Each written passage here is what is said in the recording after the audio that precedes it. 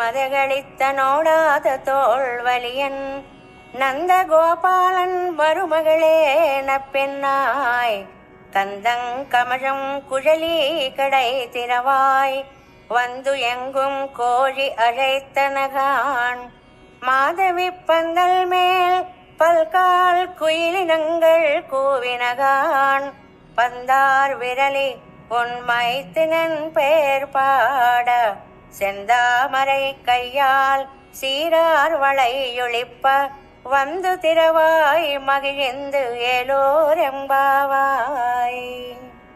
ఈ పాసురంలో పురుషకారభూతురాలైన నీలాదేవిని మేల్కొల్పుతున్నారు గోపికలు.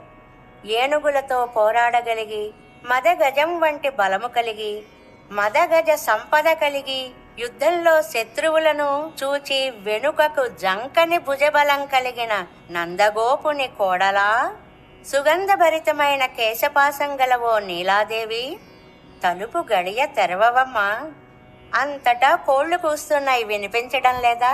మాధవీలత ప్రాకిన పందిరి మీద కోకిలలు గుంపులు గుంపులుగా చేరి మధురంగా పాడుతున్నాయి, అది వినిపించలేదా? తెల్లవారిపోయిందమ్మా, చూడు నీ చేతిలో బంతి కనిపిస్తోందిలే. నీ బావ అయిన కృష్ణుని గుణగణాలని కీర్తించడానికే కదా వచ్చాం తల్లి.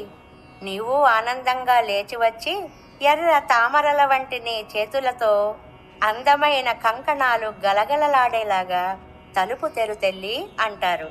ఈ పాసురం అనుసంధానం చేస్తూనే భగవద్ రామానుజులు తమ ఆచార్యపుత్రిక తలుపు తీయగానే ఆండాళ్ తల్లిగా భావించి పరవశించారట.